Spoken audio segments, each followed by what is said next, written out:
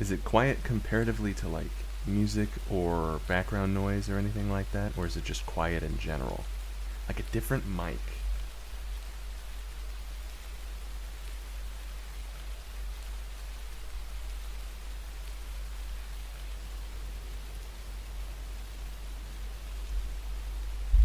No, it's the same mic.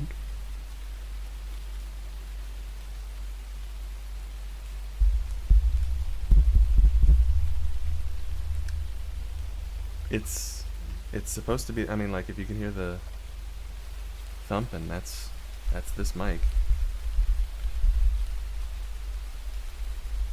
Because the only other mic it could.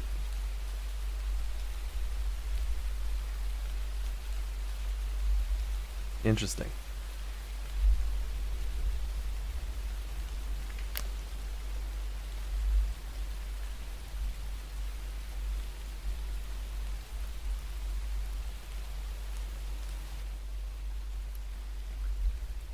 Sounds like static? Uh oh.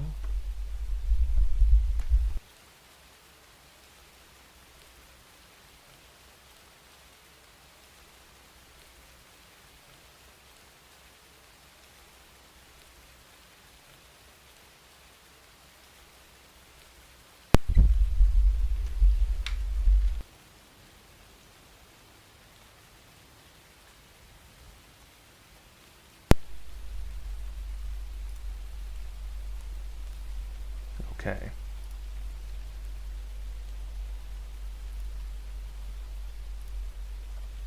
So it sounds better now?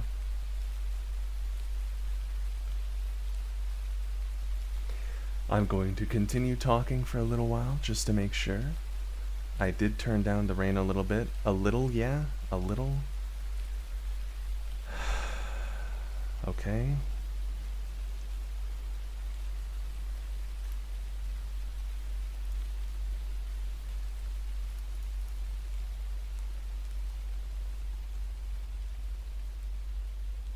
Well, that is rain. Yeah, I'm playing rain in the background. Is the rain too loud? Yeah, yeah, it's the rain. Babe, I understand that you haven't caught very many of my Sunday streams. But yes, I tend to play rain while I'm reading.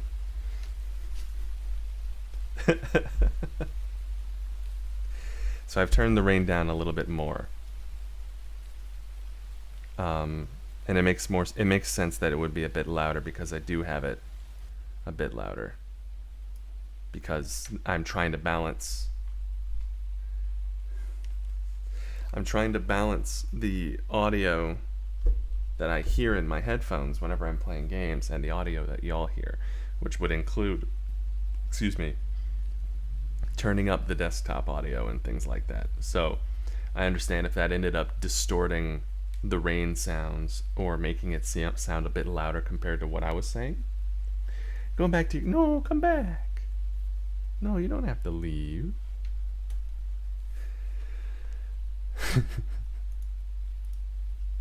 All right. Now, thank you, Solemn.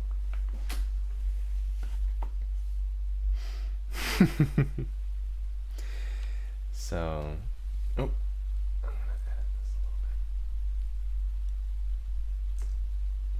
that'll be better, I think. It sounded like static. I understand. No, you were. I get it. I get it. I get it. And you know, it's a lot of growing pains of me understanding desktop audio balancing and all that stuff because whenever it's too loud for me, it's not loud enough for the audience, and whenever it's uh, yeah, I mean, and sometimes I'm like, oh, well, that should be good, and then it's like, no, no, no, no, no. Now add your music back into. Well, I mean, it's all desktop audio, and the music is gonna come back in during the break, so we can test it there. But this is how the rest of the stream is gonna be.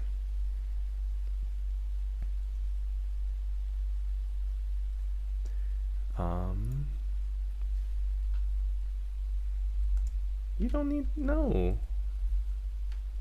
We're fine. We're fine.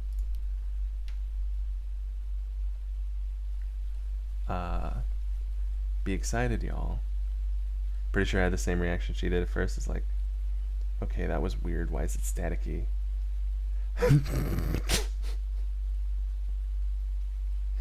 I'm sorry. I'm sorry. But yes, it is rain. I do have some relaxing music that I play during like my 15-minute breaks between chapters and things like that. That's all. So I'm sorry for confusion. I'm sorry for how loud and staticky the rain sounded because of the differences in the audio and all that stuff. But yeah, I'm enjoying a relaxing Sunday. And I finally took down Happy Birthday. Um, I have stuff in the wash. My roommates are off having family dinner. I had a nice lunch. I didn't go out to eat. I didn't have any McDonald's. I'm not having any McDonald's today.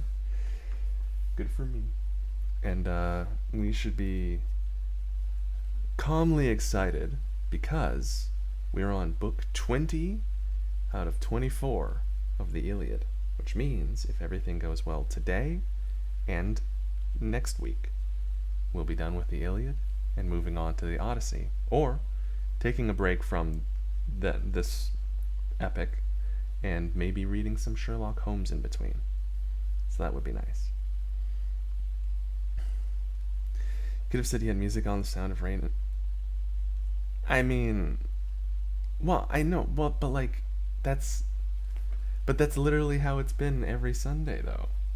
It's been, there's rain, and then there's the music, and then I fade the music out, and then I start talking, and then I read. The only difference is that, like, in between last week and this week, is when I changed audio settings, which is why everything was probably kind of wonky sounding. But it's good now, right? Does it sound like rain instead of static, or should I just find a different form of relaxing background noise?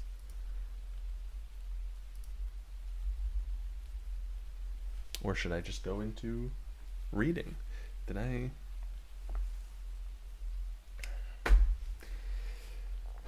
You vote whales? I love, like, the music I was playing was 12 hours of relaxing aquarium music, which I love. Different form of sound is better. I was going for the whole it's a rainy day outside, and so we were going to read a story or listen to an audiobook or something and relax. What would be... I'm not sure about... Thank you, CMB. I'm not sure about whale noises because it would be interesting to be reading a book in the ocean. The rain is too close to static? Okay. Well, like, I want to...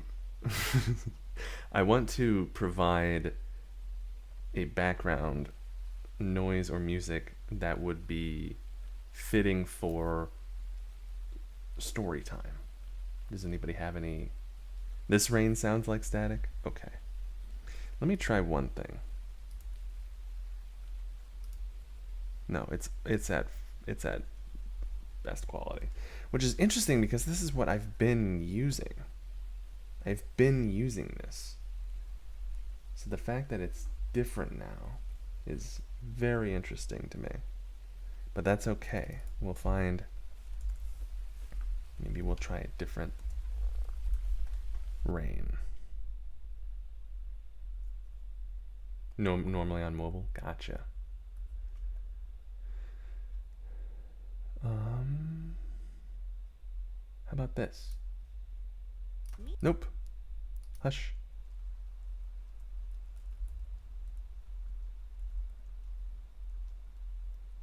Music bowl sounds.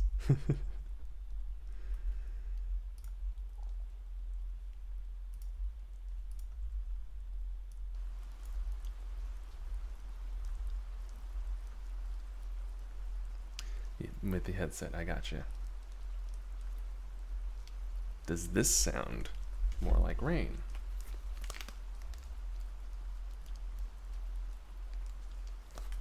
It does to me. Does it sound good to y'all? Because I know the desktop audio is different. Or the audio that y'all are hearing would be a little different. Sounds more like rain. Okay. So are y'all comfortable with better? Yes.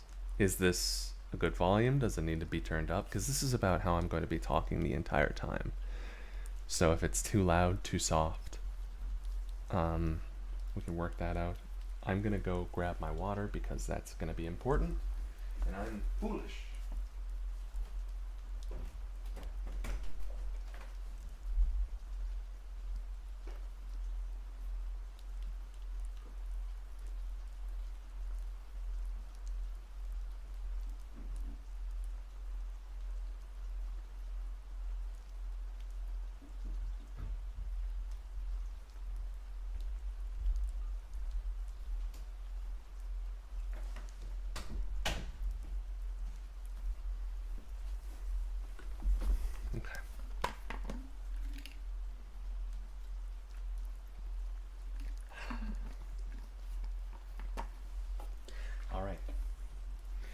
We're here.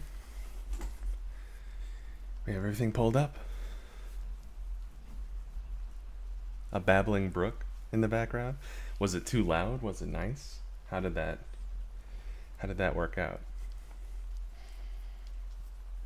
Also, why?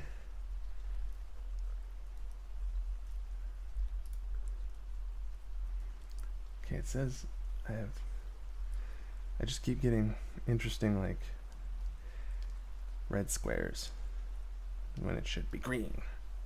And I've dropped 10% of my frames. Is my internet bad? What's going on? It make many people want to go to the bathroom? Got it. I get you.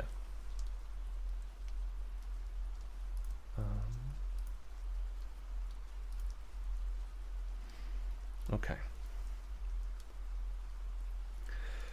Well,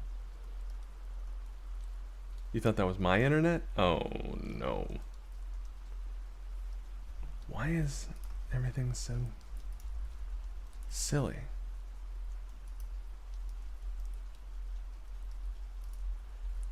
I don't have like anything. Is Steam downloading? Steam, are you doing something?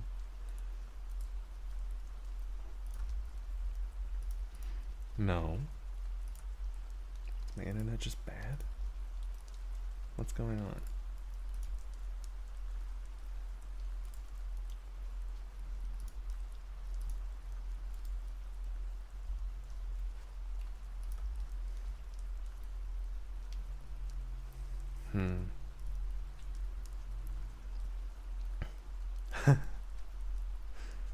No, you can stay. You can stay on desktop if you want to.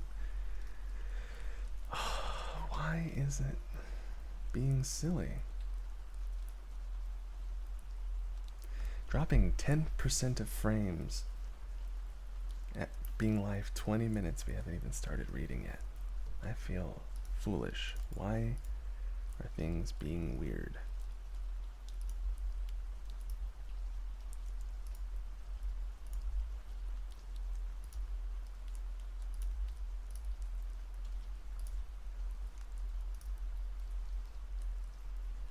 Okay. Well, I'm going to go ahead and start reading. And if things are just rough to deal with, let me know in the chat. I'll take a break and we'll try to fix things. But for now, we're just going to roll with this. And we are reading Book 20 of the Iliad, which is titled Achilles Leads the Army.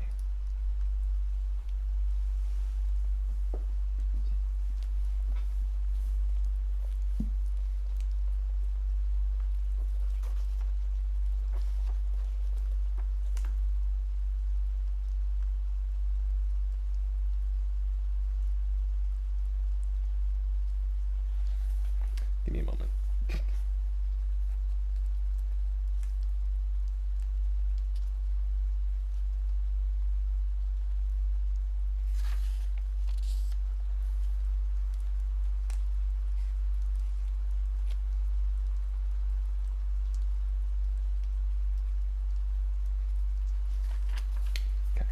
I just wanted to make sure we are actually on book 20.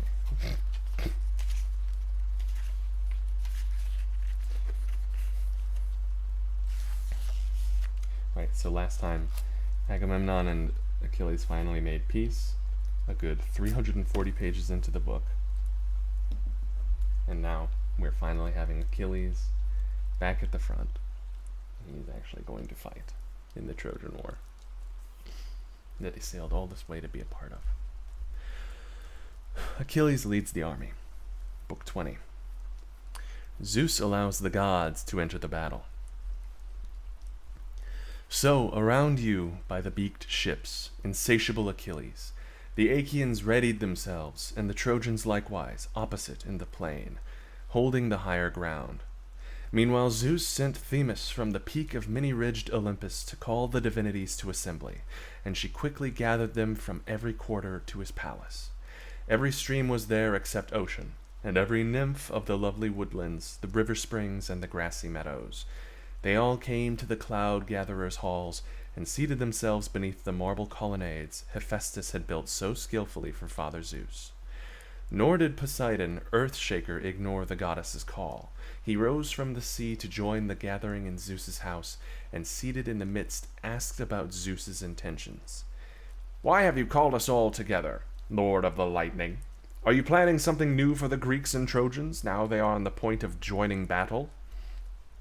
"Earth-shaker," Zeus replied, "you have read my mind, and the purpose of this assembly. Even as their warriors die, I consider them. I will stay here in a fold of Olympus, and watch with interest, while all of you go and aid the Greeks or Trojans, each according to your wishes. Though if the Trojans have no help against Achilles, that swift-footed son of Peleus will be through them in an instant. They used to tremble before at the sight of him, and now, in his fury over his dear friend, I fear he may elude his destiny and storm the walls himself." With these words the son of Cronos signaled bitter conflict, and the divinities departed for the field to aid the opposing sides.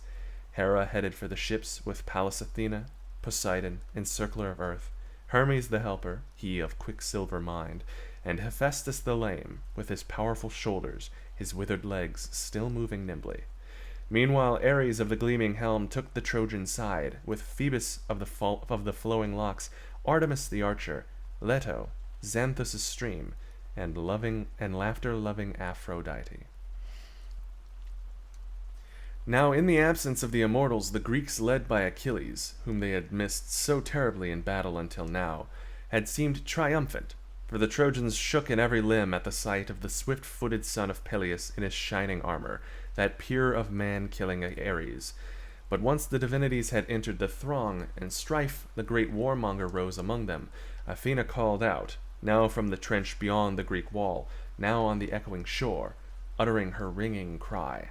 And Ares, fierce as the dread storm cloud, urged on the opposing Trojans, now screaming his war cry from the heights of the citadel, now from the banks of Simois, as he ran towards the hill Calicolone. Good Lord. So the blessed gods brought the two armies together, and whipped up a sorry strife between them. The father of gods and men thundered ominously on high, while down below Poseidon caused wide earth and the tallest mountain peaks to quake. Ida of the many streams was shaken from foot to crest, and the city of Troy and the Greek ships trembled. So great was the din as the gods opposed each other that even Hades, lord of the dead, was gripped by fear, and rose from his throne below in the underworld, crying out lest Poseidon split the earth and bear his halls to gods and men, those dank and fearsome halls that the gods themselves loathe.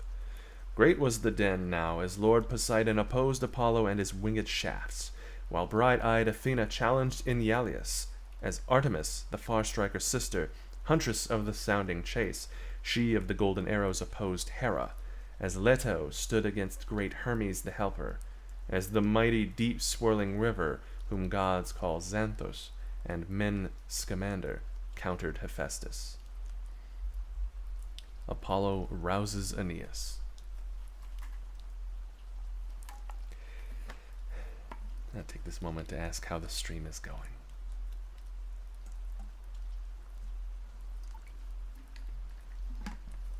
hoping we're not getting too bad of a connection for the reading. So God went against God. As for Achilles, he was eager above all to face Hector, Priam's son, and sate the god of war, Ares, of the stubborn ox-hide shield with his blood. But Apollo, stirrer of conflict, roused Aeneas to fight the son of Peleus, and filled him with strength.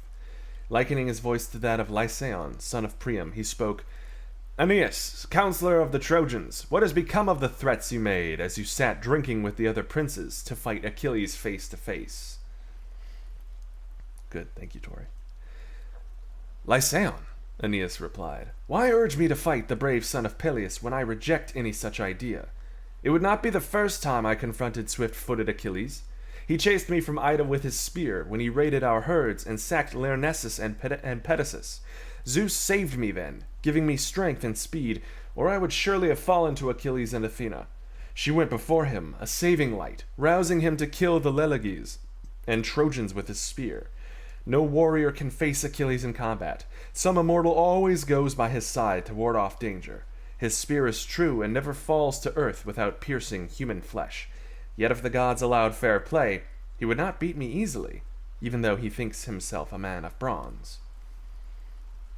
Lord Apollo, Zeus's son, answered him, "Warrior, why should you not pray to the deathless gods yourself? They say you are a son of Aphrodite, Zeus's daughter, while Achilles is the child of a lesser goddess, a daughter of the old man of the sea. Have at him straight with the unyielding bronze. Don't let his words of menace or contempt deter you." With that he breathed courage into the Trojan leader, who strode through the front ranks, armed in shining bronze. White-armed Hera saw him advance as he went to meet Achilles, and gathering her friends, said, "Poseidon, Athena, decide what we should do. Aeneas, roused by Phoebus Apollo, and armed in shining bronze, is set to challenge Achilles. Let's turn him back, perhaps, or one of us stand at Achilles' side, and strengthen him likewise, give him heart, so he may feel that those who love him are the greatest of immortals, and those who have saved the Trojans from defeat are empty as the breeze. We are here from Olympus to join the war, and ensure Achilles suffers no harm at Trojan hands today, even though in time he must meet whatever fate destiny spun for him at his birth. If no divine voice tells Achilles of this, he may feel terror on meeting some god in battle, for the gods are perilous when they take on visible form." But Poseidon, Earthshaker, replied, Hera, control your wrath, be moderate. I would be cautious of causing strife between us immortals. I suggest we find some vantage point out of the way, sit down there and leave the war to men. Still, if Ares or Apollo enter the conflict or prevent Achilles from fighting, then we ourselves must be instantly involved, and they, I think, will soon break off the battle and return to Olympus and the gods' assembly if we exercise our strength. With this, the dark-haired god led the way to the high wall that Athena and the Trojans once built for the godlike Heracles, as a sanctuary for his defense when the sea monster drove him from shore to plain. There Poseidon and the others sat down, veiling themselves in dense mist, while on the crest of Callicolone, Apollo the archer and Ares, sacker of cities, seated themselves likewise. I am so sorry for butchering every name I come across. Greek is not my strong suit.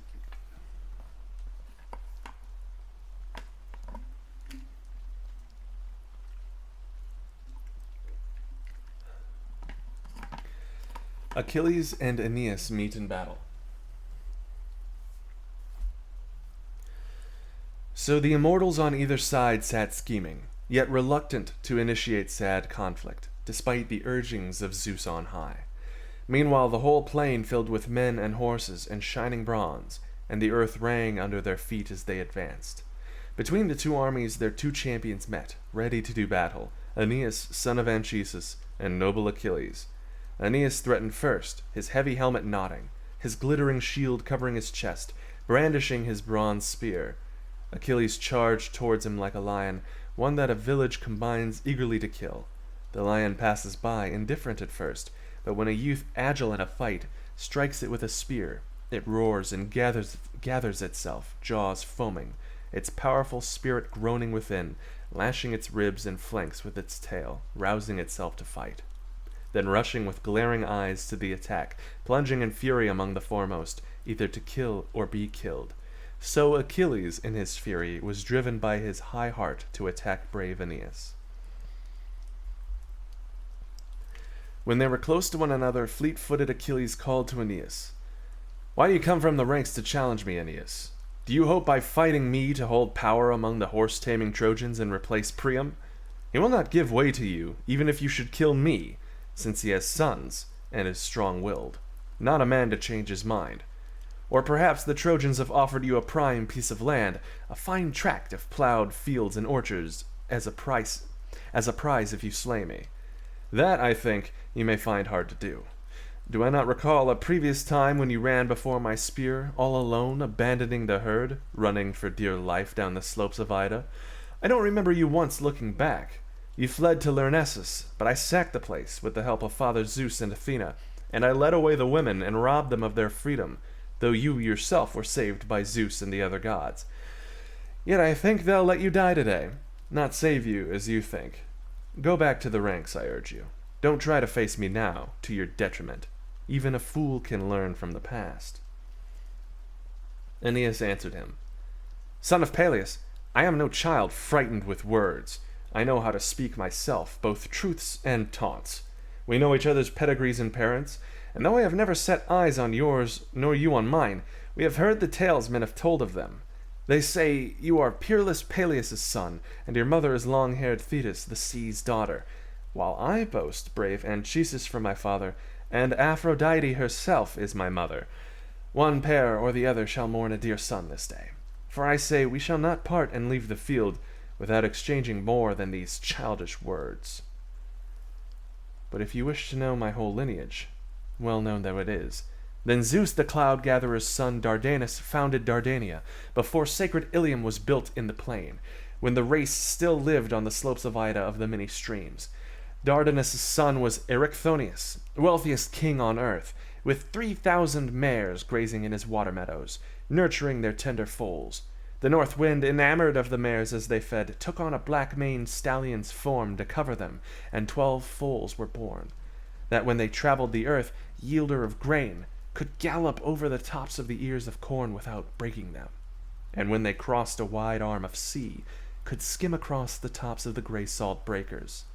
Tros, son of Erichthonius, was the next king of the Trojans, and he had 3 peerless sons, Ilus, Assaracus, and godlike Ganymedes, the latter being the most beautiful of youths, so much so the immortals raised him up on high to be Zeus's cupbearer and live with them.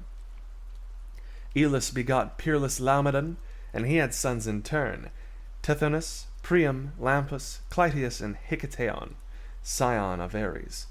Assaracus had sons, Capys and Anchises, and I am the son of Anchises, as noble Hector is of Priam. That is the blood and lineage I claim.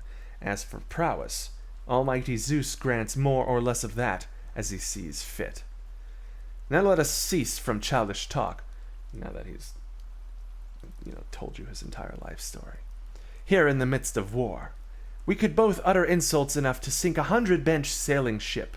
The mortal tongue is glib, and many and various the speeches over its wide domain. Whatever we utter, that we may also hear return to us. So I stand here like angry women in the street caught up in some bitter wrangle, exchanging hostile and contentious words, truths or lies regardless.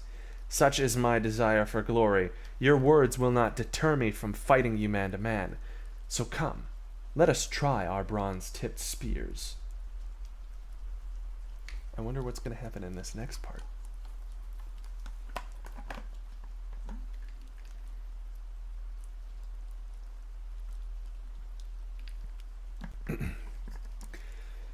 Poseidon rescues Aeneas.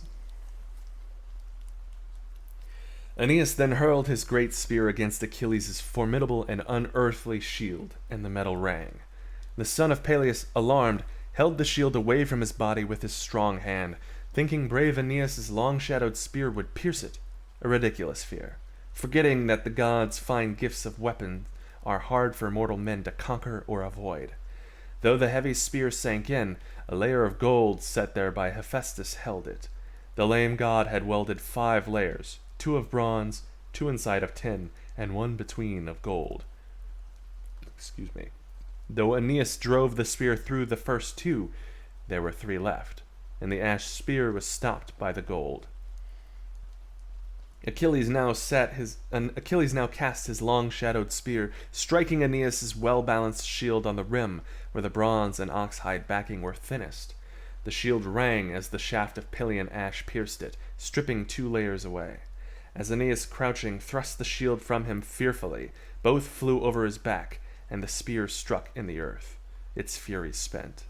Having escaped the long shaft, Aeneas stood, his eyes glazed with fear for a moment, appalled by the closeness of the blow.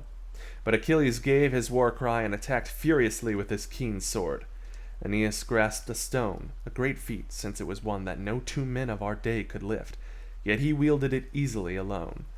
He might have struck Achilles as he attacked, on the helmet or the shield that had kept him from harm, but the son of Peleus would have had Aeneas's life, his sword so near to strike, if Poseidon, Earthshaker, had not been watching. He spoke to the gods, quickly, saying, "Now I fear for brave Aeneas, who will descend to the halls of Hades, slain by that son of Peleus, simply for listening, foolishly, to the far-striker's words. Apollo will not save him from destruction. Why should an innocent man, who always makes fine offerings to us rulers of the heavens, suffer harm because of another's quarrel? Let us rescue him, and avoid Zeus's anger were Achilles to kill him. For Aeneas is destined to live on, so that Dardanus' race itself might survive. Dardanus, whom Zeus loved above all his children by mortal women. The son of Cronos has come to hate Priam's line, and mighty Aeneas will be the Trojan king, as his descendants will in time to come." It was ox-eyed Queen Hera who answered him. "Earthshaker, you must choose whether to rescue him or let him die, brave though he is, at the hands of Achilles, Peleus' son. Pallas Athena and I have always sworn before you all never to save the Trojans from evil, not even when all Troy burns. Consumed by the blazing fire, those warlike sons of Achaea will light within." On hearing this, Poseidon, Earthshaker, plunged through the midst of battle and the hail of spears, towards the space where Aeneas and Achilles fought. In a moment, he veiled Achilles' eyes in mist, plucked the ash spear shod with bronze from brave Aeneas' pierced shield, and set it down at Achilles' feet, then lifted Aeneas and swung him into the air, high over the ranks of warriors and lines of chariots, so that with the power of the god's hand he came to earth on the far edge of the field, where the Caucanes were about to join the fight. Then Poseidon, Earthshaker, at his side, spoke to him with winged words. "Aeneas, what god has set you on blindly to fight with the proud son of Peleus, who is greater warrior than you, and dearer to the gods? When you see him, draw back, lest you reach the house of Hades before your time. When Achilles meets his fate, when he is dead, then fight courageously at the front, for no other Greek can kill you." When he had imparted all he wished, Poseidon left Aeneas there, and swiftly dispelled the strange mist from Achilles' eyes. The warrior gazed fixedly about him, and murmured to himself in agitation, "A wonder indeed. Here is my spear lying on the ground, but where is the man I hurled it towards, to kill him? I thought his claims were idle boasts, but the immortals must love this Aeneas too. Well, let him go. He'll be so glad to have cheated death he'll not dare to try me again. Now let me call to the warlike Greeks, and we shall try the Trojans instead." Achilles attacks the Trojans.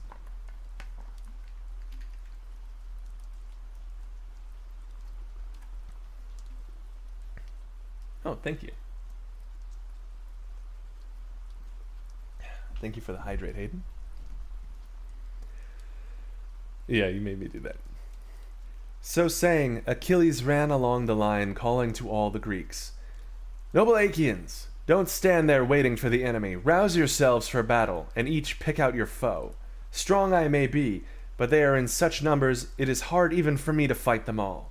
Not even Ares, immortal as he is, or Athena could wrestle with the jaws of such a monster.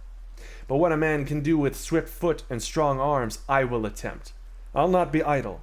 Rather, I'll pierce straight through their ranks, and pity the Trojans who come near my spear." So he roused them, urging them on, while great Hector was shouting to the Trojans, that he would advance and tackle Achilles. "Brave Trojans, have no fear of this son of Peleus. I too could fight a war of words, even with the gods. Yet it is harder to fight them with the spear, since they are mightier still. Achilles will not make good his boast. Part indeed he may fulfill, but a part he will leave undone. I will go out against him, though his hands blaze fire, yes, though his hands blaze fire and his fury is molten iron." With this he drove them forward, and the Trojans faced the Greeks and raised their spears high, and the war cries rose as their forces clashed together in confusion. Now Phoebus Apollo spoke to Hector. Don't try to fight Achilles face to face, Hector. Stay in the ranks and await him in the din of battle, or he'll strike you with a cast of his spear or close up with his sword. Hector retreated into the crowd of warriors, filled with fear at the sound of the god's voice. But Achilles, his heart filled with courage, gave his dreadful war cry and sprang among the Trojans. First he killed in general Iphition, mighty son of Otrynteus, and a Naiad, who beneath snowy Tmolus, in the fertile land of Hyde, bore him to that sacker of cities. Noble Achilles struck the man who charged straight towards him, striking him smack on the head with a cast of his spear, splitting his skull in two. He fell with a thud, and noble Achilles triumphed. "Lie there, son of Otrynteus, most redoubtable of men, though you were born by the Gygaean lake, where your father holds the land, by Hylas teeming with fish, and the swirling eddies of Hermus. Here is the place where you must die." As Achilles exulted, darkness failed Iphithion's eyes, and the Greek chariot wheels cut his corpse to pieces, there in the front line, as Achilles sent Demoleon, Antenor's son, a strong man in defense, to join him, striking him in the temple, through the bronze-cheeked helmet, which failed to stop the spear, whose point drove through to smash the bone, crushing the brain inside. So he killed Demoleon in his fury. Then Hippodamus, as he leapt from his chariot to flee, thrust through the back with the point of his spear. Hippodamus breathed his last with a bellow like a bull the young men drag round Poseidon's altar, to delight the earth-shaker, lord of Hellas. So Hippodamus roared as his proud spirit fled his bones. Then Achilles went after godlike Polydorus, Priam's son. His father had forbidden him to fight, being his youngest son and dearest to him. He was the fastest runner of them all, but foolishly displaying his turn of speed, running about near the front lines, he lost his life to swift-footed Achilles, who caught him with a cast of his spear, as he shot by, in the back where the corslet overlapped and the golden clasps of his belt were fastened. The spear point emerged beside the navel, and he slumped to his knees with a groan, clutching his guts in his hands, as darkness enveloped him.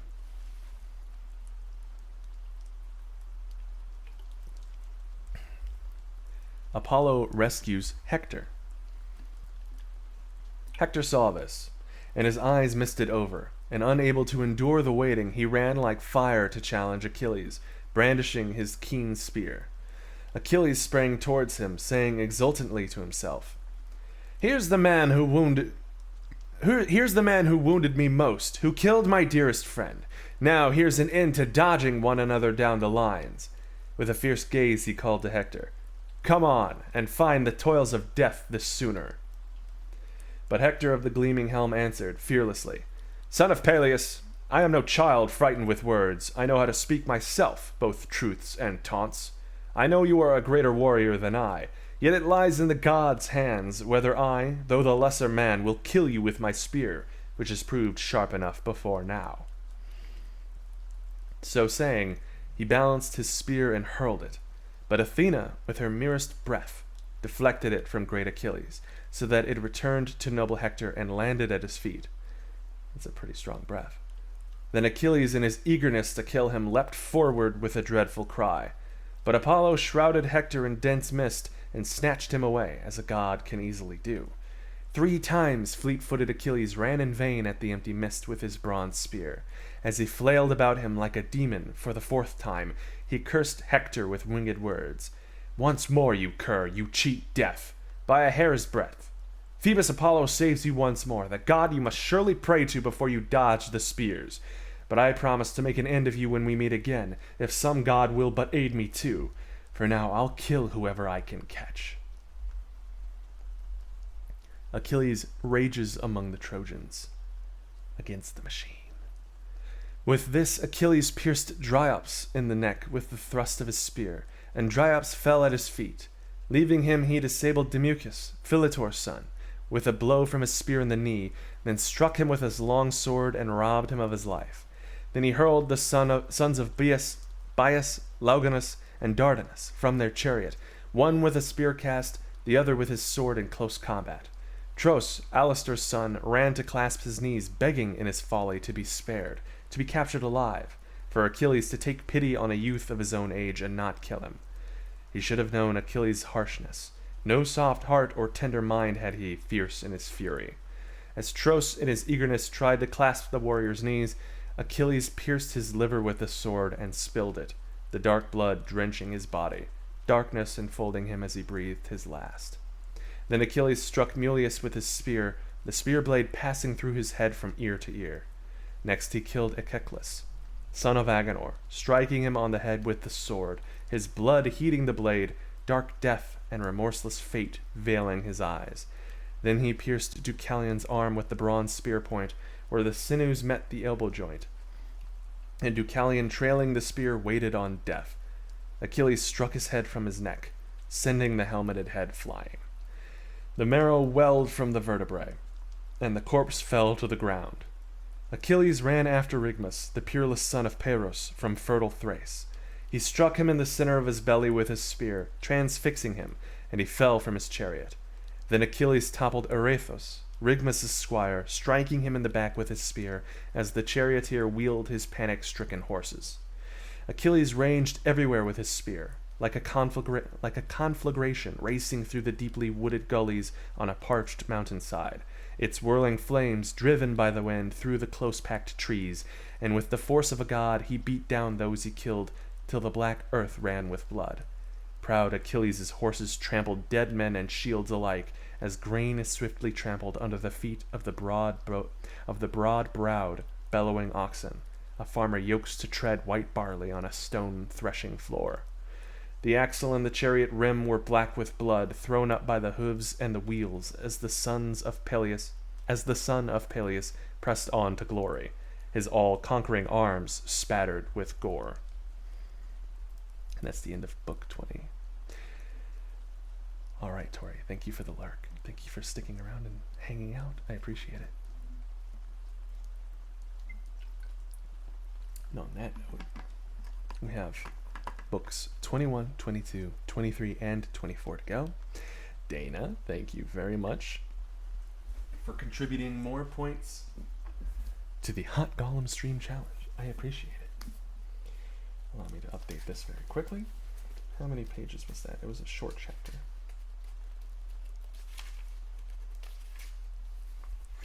Yeah, that was 14 or 15 pages. And how much is the next one?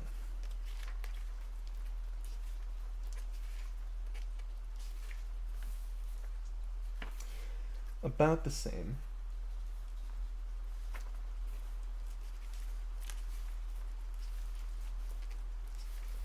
Okay, so these are all about the same amount. So about 30 more pages today, maybe. Let me do one more check here.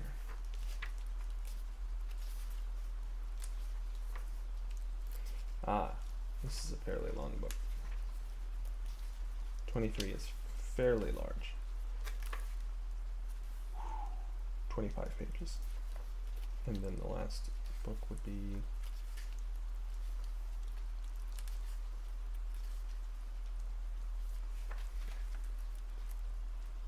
$20 more.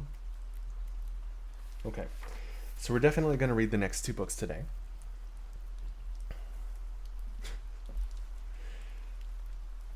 Well, Hot Golem is only an interesting combination if you ignore his final moments.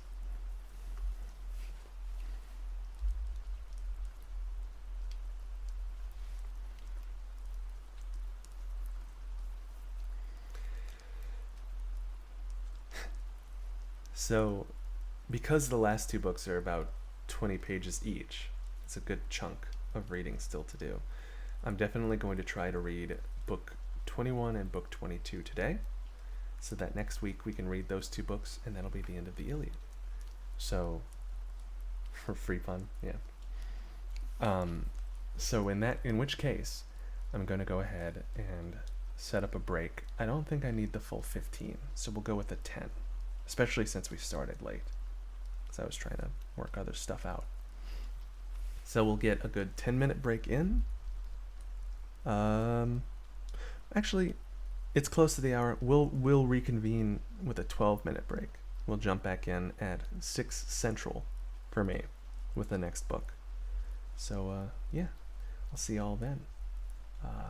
Take a moment to relax. I mean, you're already hopefully doing that, but go do things you need to do. And I'll see y'all back at 6.